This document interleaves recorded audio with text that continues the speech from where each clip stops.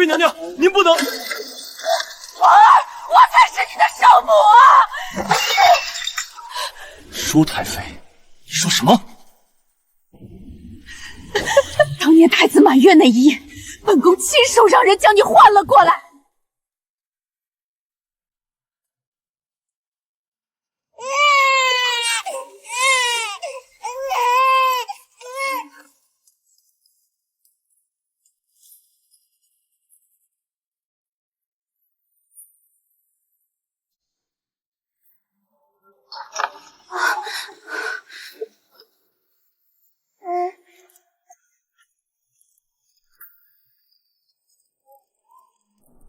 这便是他理念的儿子。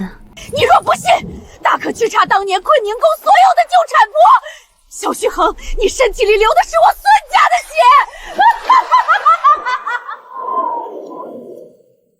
他早已不是什么安王，他是被废为庶人，永世不得回京的萧荣泽。淑妃调换自己和皇后的孩子，却偷鸡不成蚀把米，害了自己的孩子。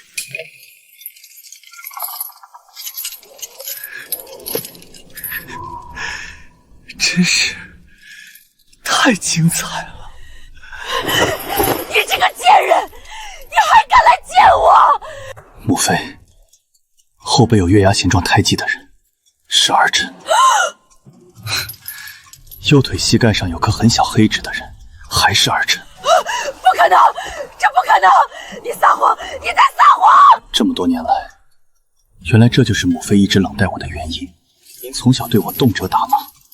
我发热时，您把我扔在冰冷的地板上；我不听话时，您把我关在无人的黑屋子里。我以为是母妃嫌弃我身体太弱，谁曾想带下去。奉天承运皇帝诏曰：安王萧荣泽蓄意谋反，罪责昭然，难容宽宥。今革去其亲王封号，废为庶人。即日押解流放黔州，永世不得归京。钦此。阿芷，如果年少时能为自己而活，你我现在会不会更幸福？会。学而时习之，血乎？这是少时的学堂。遵旨，今日第一日入上书房便走神。学生知错。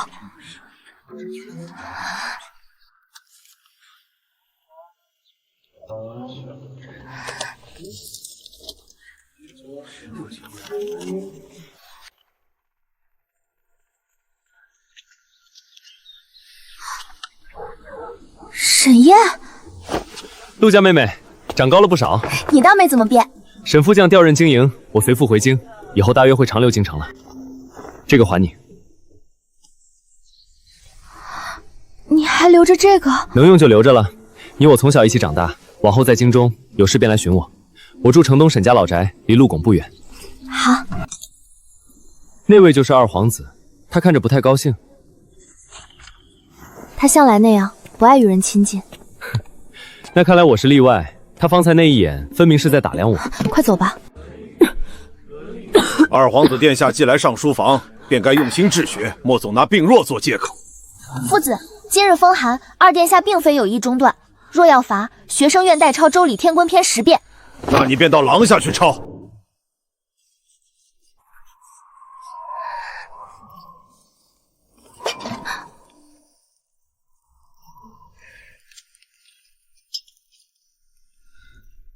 本殿不愿欠人人情。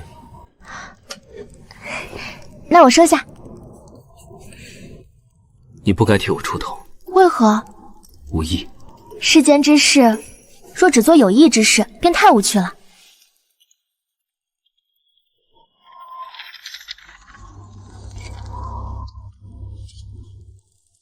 凡君有3元，良有3宴。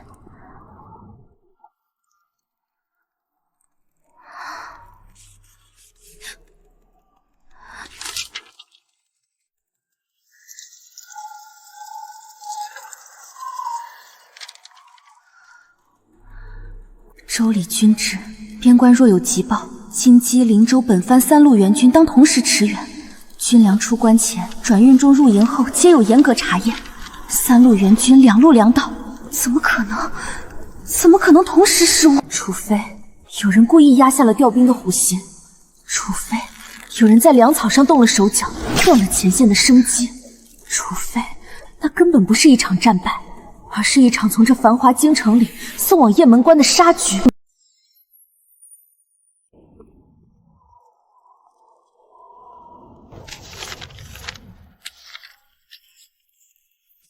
唐姐姐，给，谢谢徐恒。皇后娘娘近来可好？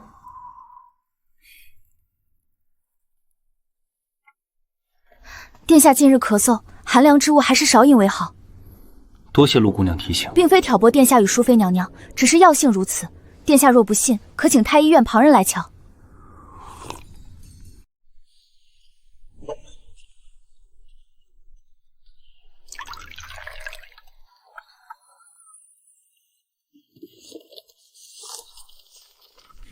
若小儿久用此方，会如何？寒凉太过，伤脾肺，耗根基。谁在用？书上开来的。陆姑娘，宫中少问少听，活得久。若少问少听，有人活不久呢？这是几味温补的药膳方子，性情平和，或可一试。多谢温太医，今日之恩，陆直铭记在心。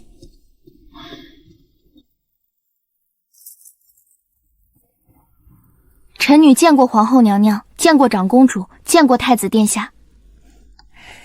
你就是敢同二皇帝相处的陆芷。回公主，是臣女。你召服荣泽是因怜悯，还是另有所求？臣女不敢怜悯皇子，臣女只是觉得二殿下勤勉，不该因体弱受苛待。是个会说话的姑娘。陆姑娘为何愿意帮二皇帝？二殿下也是陛下的孩子。赐牌，以后若有急事，可来坤宁宫。托娘娘鸿福，臣女谢娘娘恩典。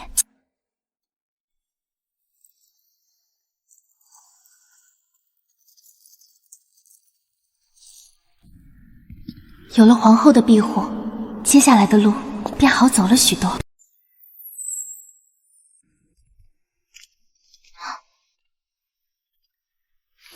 原来陆姑娘接近我是为了入皇后娘娘的眼。殿下若有一日能平安顺累，我便不算白费心思。平安顺累，这宫里最不值钱的便是这4个字。殿下信我就能平安顺累，说的你像是观世音菩萨转世一样。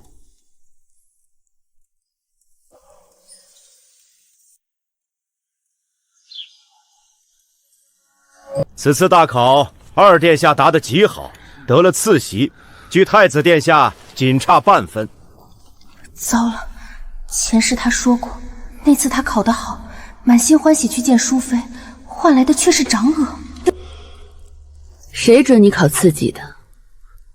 母妃，儿臣只是想让母妃高兴。抢太子风头，也叫让本宫高兴？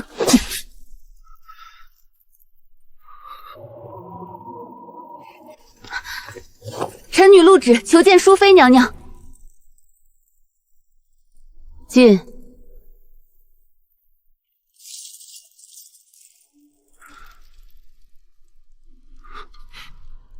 陆姑娘倒来得巧，臣女方才得夫子吩咐，来问二殿下明日还去上书房吗？夫子说殿下课业行好，若因病缺了，实在可惜。本宫也是心疼荣泽娘娘慈母之心，宫中人人做之。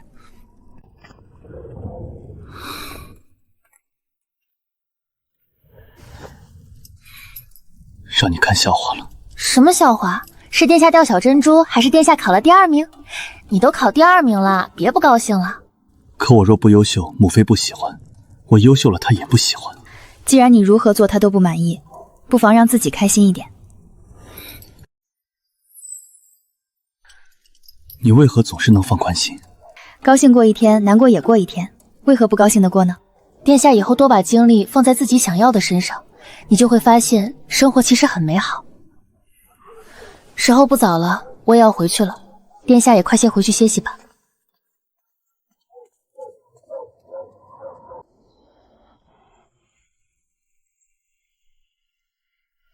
还记得这棵树吗？你小时候风筝挂上去，我爬上去替你取，摔得膝盖都破了。那你还嘴硬说不疼？我可是男子，怎么能哭哭啼啼的？阿芷，回京这2年，我翻了翻兵部的旧档，顺藤摸瓜，发现有几处与雁门之战对不上。哪里对不上？可兵部存档的调令3路援军，有2路被压了整整3日才发。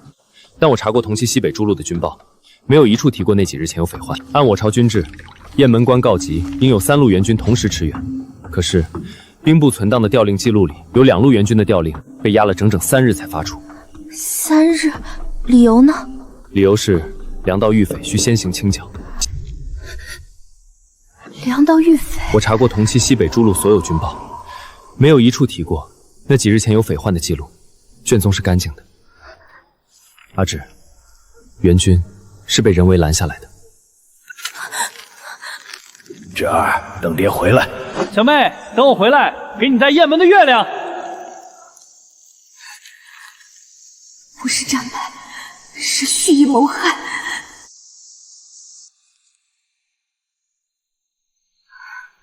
回京后便开始查。你查了多久？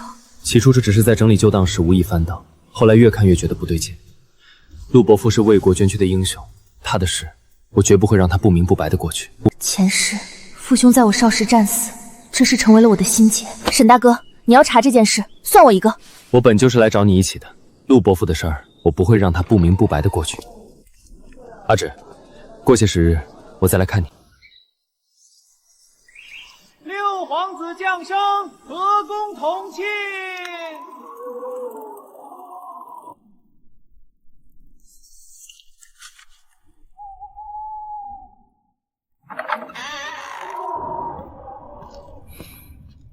陆姑娘又来做什么？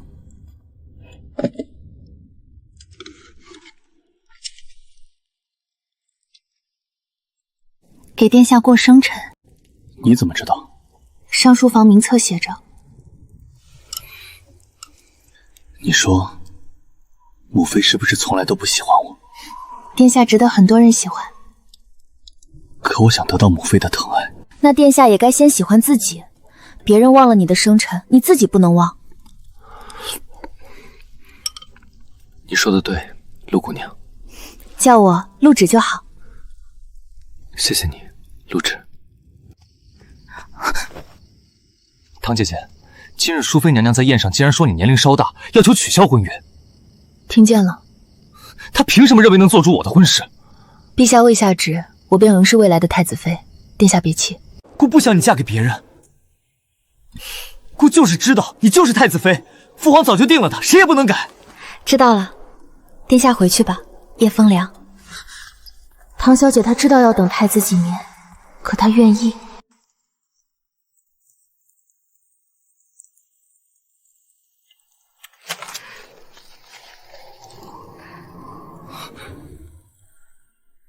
你怎么又回来了？接殿下。伞歪了？没有。你半边都湿了。殿下眼神好，看来病好些了。淑妃终于要真正盯上我了。上一世淑妃的自作聪明，想为她调换过的太子择一门不好的姻缘，而失去父兄，空有郡主头衔的我，便是她最好的选择。没有根基的岳家，构不成威胁。陆姑娘聪慧，本宫很喜欢。感念你这几年照护荣泽，这匣珠花赏你了。不过，女子最要紧的是分寸。臣女明白。臣女与殿下同在上书房读书，言行皆在人前。若娘娘仍觉不妥，臣女愿请皇后娘娘裁断。母妃若有不满，责罚儿臣便是，何会为难陆姑娘？你为他顶撞本宫！陆姑娘无错。好啊，好啊！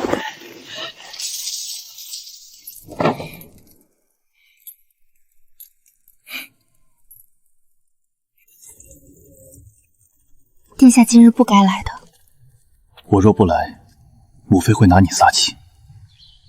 殿下不怕娘娘生气？怕。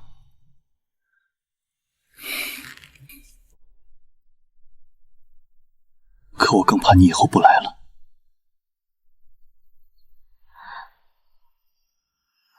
我忽然想起前世的前周，在那个破败的流放院里，他把一纸和离书塞到我手里，哑着嗓子说：“陆芷，陆芷，你回京吧。”那时的他以为自己一无所有，什么也给不了我，可这一世，他就已经学会了挡在我的身前。他在害怕失去我。我不会不来的，只要殿下还需要我。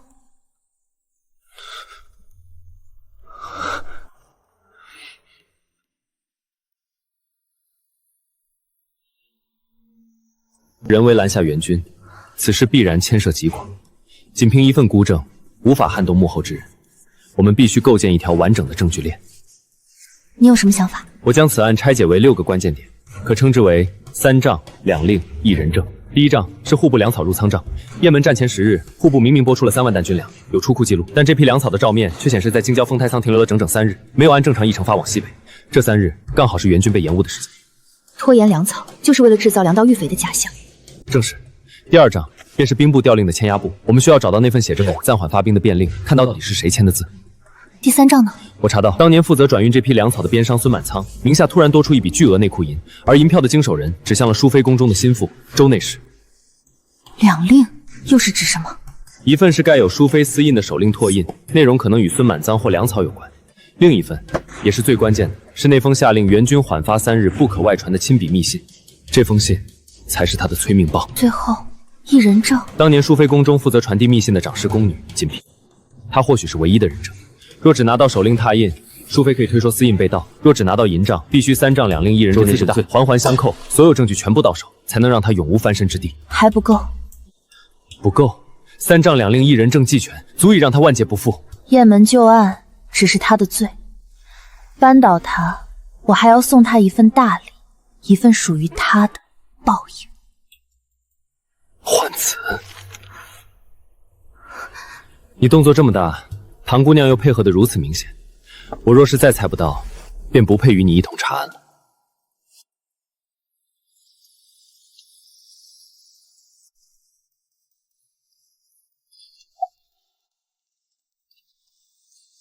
淑妃送的。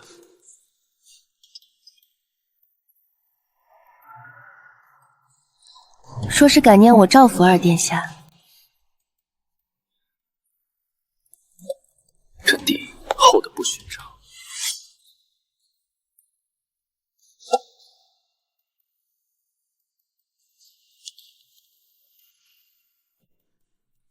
张氏，其父兄为兵部郎中；王氏，其家族掌管封仓。他送的不是珠花，是棋盘。一张拉拢你，也利用你的棋品。这些人家，每一个都可能成为他以后棋局上的棋子。棋盘收下，棋子换掉。阿芷，你如今像极了陆伯父。他当年在西北排兵布阵也是这样，看似退了一步，让敌人以为占了先机，其实早就想好了3步之后，把对方所有的后路都堵死了。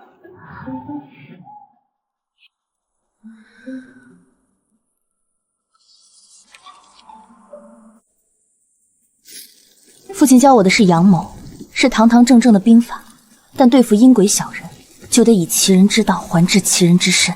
市井流言传得最快，尤其是这种半真半假的消息。我们就说，当年雁门援军被扣，是因兵部一位姓钱的郎中贪墨银两，私自篡改了军令。如今证据就在他家中旧物里，被当成废纸卖到了城西旧书铺。钱郎中3年前就已病故，死无对证。淑妃若想撇清关系，就必须销毁可能牵连兵部旧当的证据，哪怕是假的。他自己不会动，最信得过的人只有周内侍。我这就去安排。经营的暗哨会在城西盯上3天，保证万无一失。万事小心。听说是雁门旧案的内幕，兵部那个钱老君。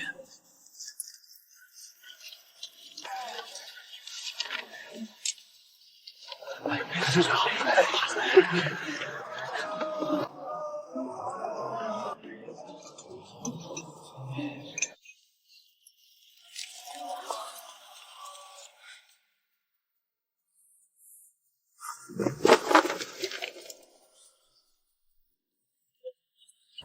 蛇出洞了，周内侍一动，便等于亲手画出了一条线，将深宫里的淑妃与尘封在兵部库房里的雁门旧传牢牢地系在了一起。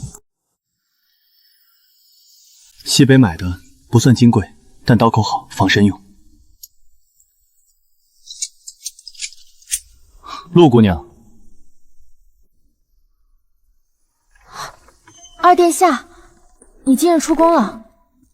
向母妃告了假。这位是沈燕，沈副将之子。沈校尉。二殿下，二殿下好雅兴，居然能出宫来和阿芷及笄。本王与陆姑娘相识多年，及笄之礼自然要来。阿芷，你与这位二殿下似乎不只是同窗那么简单。我知道了，有些事你自己想清楚就好。我只提醒你一句，他是淑妃的儿子，你如今在查的事与他母亲有关，将来若真查出什么，你与他之间不会好过。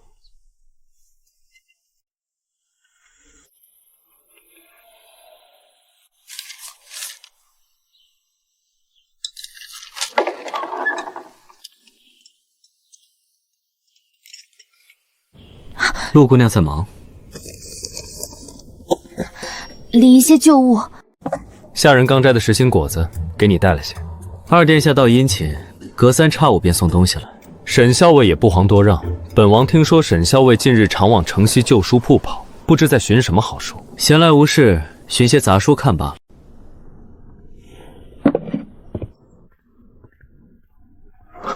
阿芷，二殿下在查我。他方才那句话，分明是知道我近日在查什么。我跑过的地方，他都留意着。你在查雁门旧事。二殿下消息灵通，那是陆将军的事，与沈校尉何干？陆伯父的事便与我有关。二殿下为何要拦我？他若查下去，会查到我母妃头上，这件事会害了他。他已经在查了，拦不住了。二殿下是怕查出什么来，还是怕查出来了，他为难你？二殿下，你若真心待他，就自己把真相告诉他，别让他从别人嘴里听说。你若不敢，就离他远些，别让他将来为你为难。别让他为难，别让他为难。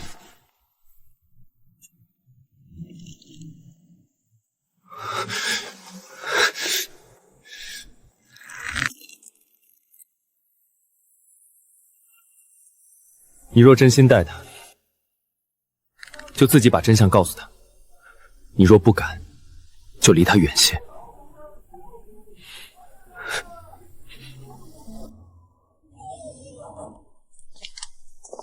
夜深了，殿下怎么还在这里？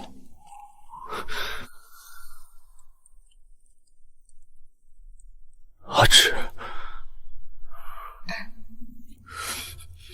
若有一日，母妃真的做了不可饶恕的事，你会不会连我一起恨？我恨的是作恶的人，不是被他害了一生的人。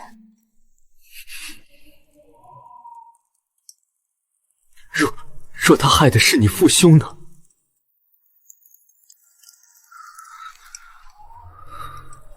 那我会要他付出代价。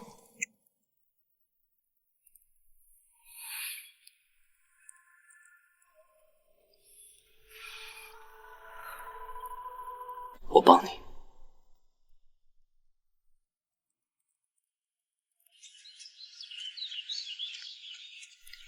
阿芷，你叫我查的人，我已大概掌握了位置。唐家小姐占着太子妃位置呢。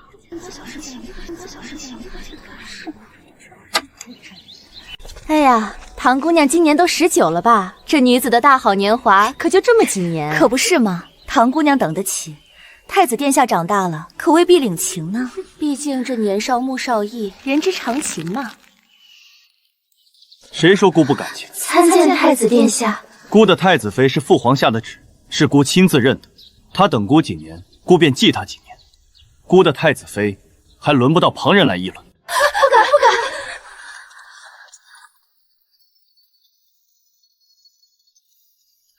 唐姐姐，他们说的那些混账话，你别往心里去。好，这位未来的君主已经拥有了守护他在乎的一切的力量和决心，将雁门旧案的真相交由他来裁决，将是最终也是最公正的选择。就算他不会，皇后娘娘也会让淑妃的自作忠明付出代价。这是淑妃手令的拓印，上面盖着她的死。这是2道银子被劫的底账，2份东西对得上，时间、数目、经手人都有迹可循。阿芷，可吃过晚饭？二殿下，你来的正好。这是母妃的字。二殿下认得便好，这上面写的是梁道御匪暂缓发兵，你母亲用一道手令断了雁门援军的生路。这些证据加上那位证人，够了吗？够了，只要找到当年经手此事的掌事宫女锦鹏，证据便是铁定的。京郊柳树村，我同你们一起去。二殿下想清楚了，那是你母亲留下的证据，你要亲自去拿。若她确实做了这些事，我便不能让她永远被污着，我就给她公道。那便一起去。不过丑话说在前头，若到时候你心软了，我会把她带走，你别来。我不会心软，最好如此。好啦好啦，我还在这里呢，你们2个要打起来吗？打？他可打不过我。院里的桃花开得好，我叫人做了桃花羹。阿芷，吃一些吧。尊敬的二殿下，请问我的呢？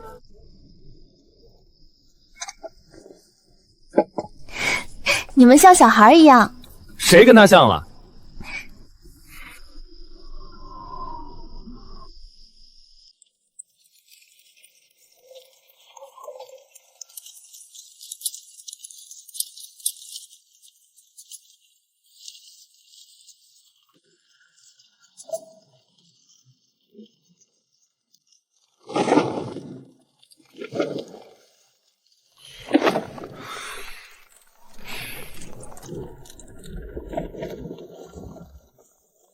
沈校尉这一路看了本王许多眼，是有话要说？没有，只是确认二殿下还在车上，没有临时反悔，跑回宫里去通风报信。本王说了不会反悔。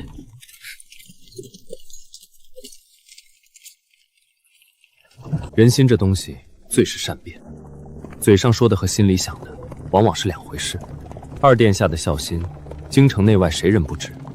我只是怕殿下到时见了人，忽然念起母子亲情，临阵倒戈。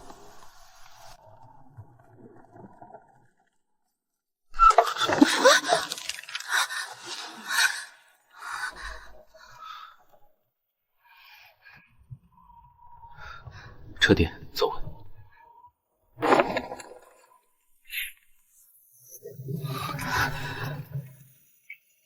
我不会让你有事，也不会放过害了你父兄的人。我知道。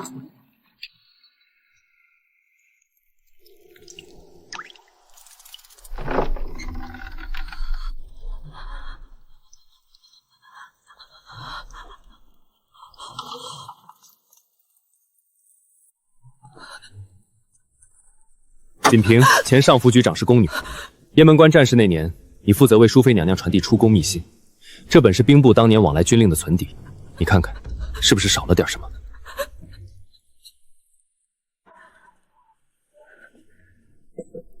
这枚珠花是淑妃娘娘宫中独有的样式，你出宫时，娘娘赏了你1对，对不对？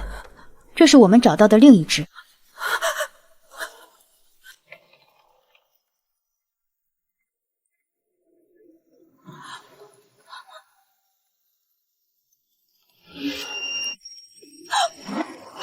别杀我！别杀我！不说，我全都交出来！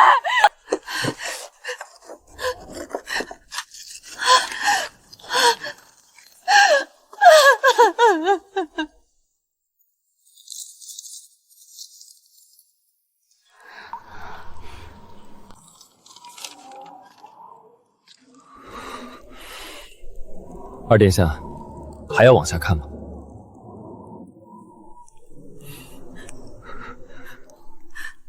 看完了。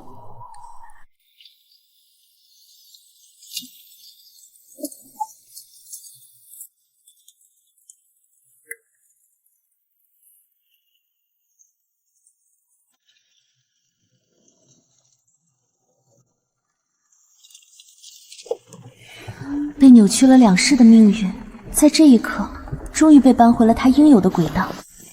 哪怕只是偏离了原先悲剧的半寸，也已是天大的幸运。关于雁门的旧案证据，我想好了，咱们不能现在成帝。为何？我要等到淑妃穷途彼险，集结私兵谋反之日，再一同成帝御前。好吧，听你的。芷儿，这可如何是好？圣上竟将你册婚给安王萧荣泽。安王虽是皇子，可人人皆知他性情古怪，体弱多病。更重要的是，那位淑妃娘娘实在不是好相圆的呀。你嫁过去，这以后的日子……叔父放心，芷儿心中有数，我自己盘算得清。你这孩子，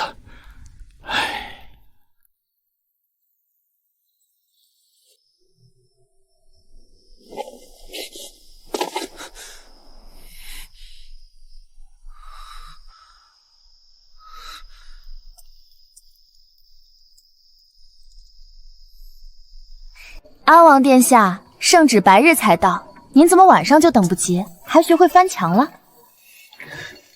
阿芷，你可情愿？殿下都翻墙来了，才问我是否情愿，这似乎不合规矩。我想亲耳听你说。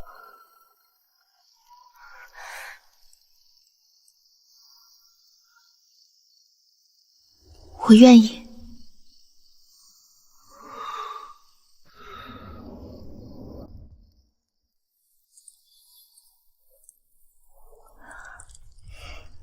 王爷看什么呢？看得这般入神。像做梦。我倒想问问王爷，父皇本是赐婚在2个月之后，您怎么急急忙忙的跑去求情，非要将婚期提前到6天后？沈燕日日跑到陆府与你叙旧，本王一向脸皮薄，等不及。王爷、王妃，这是娘娘特意为您备下的新婚贺礼。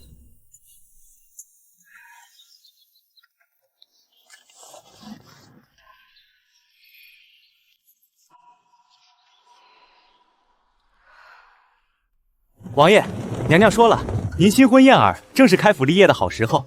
这些人都是娘娘为您准备的班比，您可要好生利用，莫要辜负娘娘一片苦心。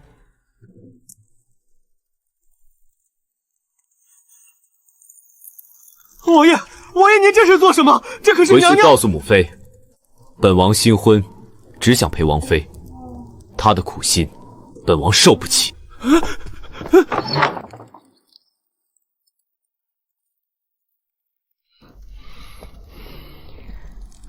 从这一刻起，萧荣泽真正把自己从淑妃的掌控中彻底夺了回来。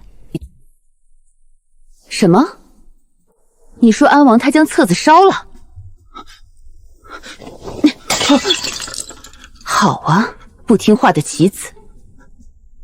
你派人去打探他们的情况。殿下也不仔细些，下次练剑时可不能再胡乱来了。上次沈岩说我打不过他，我看我好好练，不信打不过他。2个幼稚鬼。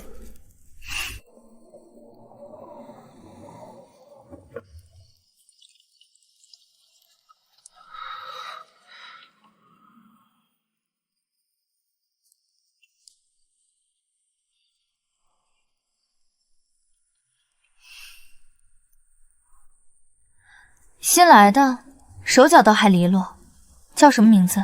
奴才叫小泉子，谢王妃夸奖。这里没你的事了，下去吧。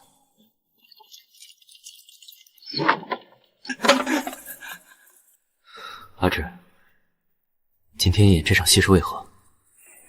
这是最后一集了，从今以后，你再也不用背负他的任何希望和枷锁。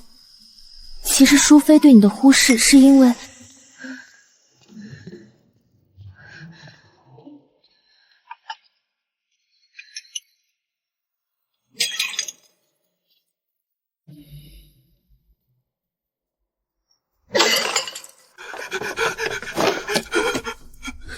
说，看到了什么？回娘娘，奴才看到了，看清楚了。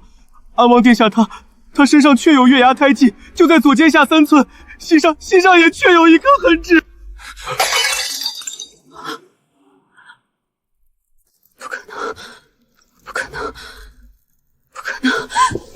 宫明明换了，本宫明明把自己的孩子送进了东宫，本宫的孩子是太子，是太子！娘娘息怒，娘娘息怒！去查唐秋卿，去查当年满月夜所有职业的人，给本宫去查！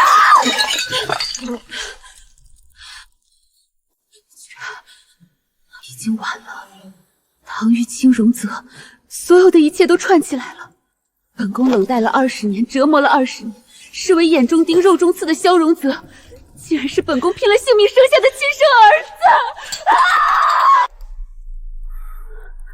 荣泽，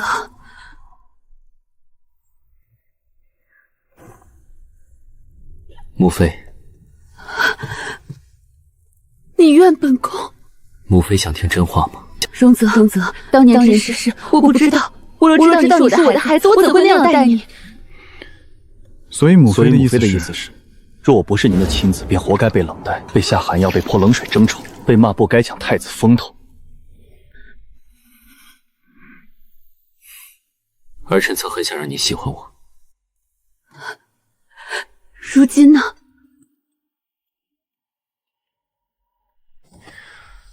如今儿臣有王妃了。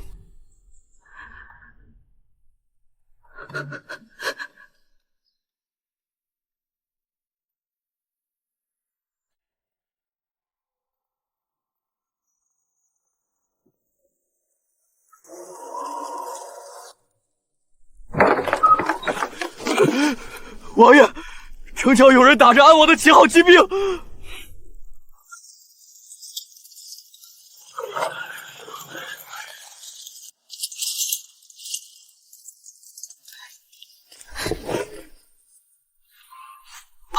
怕？那还敢来？不过走一趟城楼。阿晨，这一次我选正道，也选你。永立安王！永立安王！永立安王！永立安王！永立安王！永立安王！本王乃安王萧荣泽，今日尔等若放下兵器，守月之外，皆可从轻发落。王爷，淑妃娘娘说了，您才该坐那位置。淑妃娘娘错了，本王亦错过。皇位有储君，国有法度，不该由兵戈来夺。放箭！给我放箭！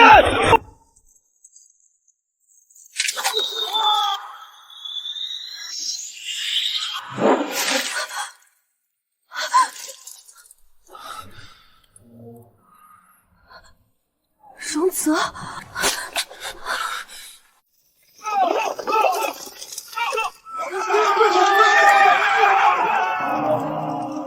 哀中响彻皇城，皇帝驾崩了。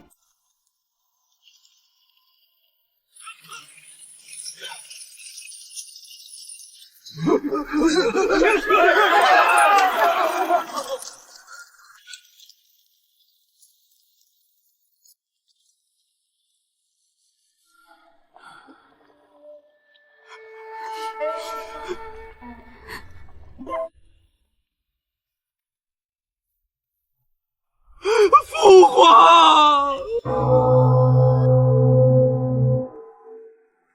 吾皇万岁万岁万万岁！臣妾罪无可恕，只求陛下莫牵连安王。他不曾谋逆，是臣妾害了他一生。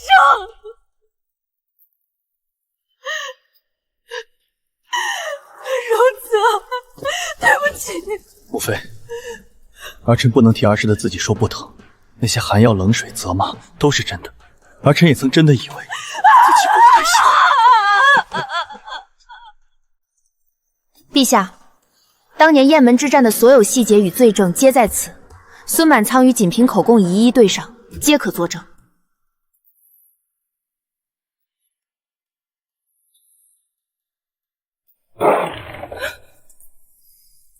舒太妃鹤行招染，此毒酒。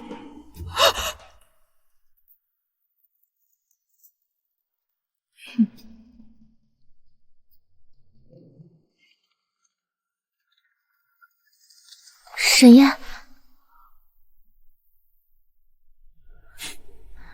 你要走了？经营的差事交电了，明日随父亲回西北。这么急？再不走，怕是又舍不得了。阿芷，我小时候答应过你，谁欺负你，我就替你打回去。你父兄的事，我查到今日，也算没有负了当年那句话。我忽然想起年少时，雁门城外，我摔破了膝盖，是沈燕背着我回府，我被人笑没有兄长护着，也是他挡在我身前，说往后我就是阿芷的大哥。这些年，你一直都记得？怎么会不记得？你小时候最怕黑，怕打雷，怕一个人走夜路。可如今，你已经能独自走到这里，把你父兄的冤屈翻出来了。二殿下，往后好生待他。沈将军，本王欠你一次。不必，我查这件事不是为了让你欠我人情。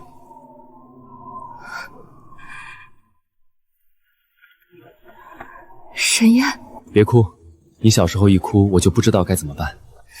这个还你。那年你说等我立了战功，就把它拿回来，换你请我喝一坛雁门最烈的酒。我还欠你那坛酒。欠着吧。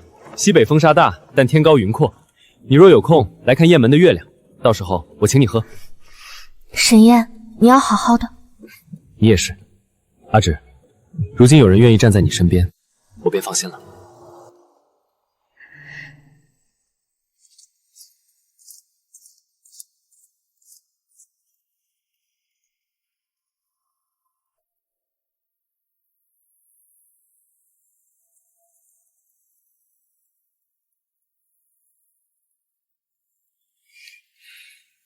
少年故人远赴西北，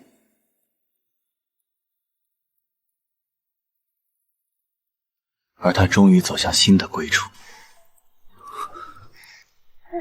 他太小了。我知道他又想起了自己从小不被生母抱过的过往，所以以后我们要好好疼他。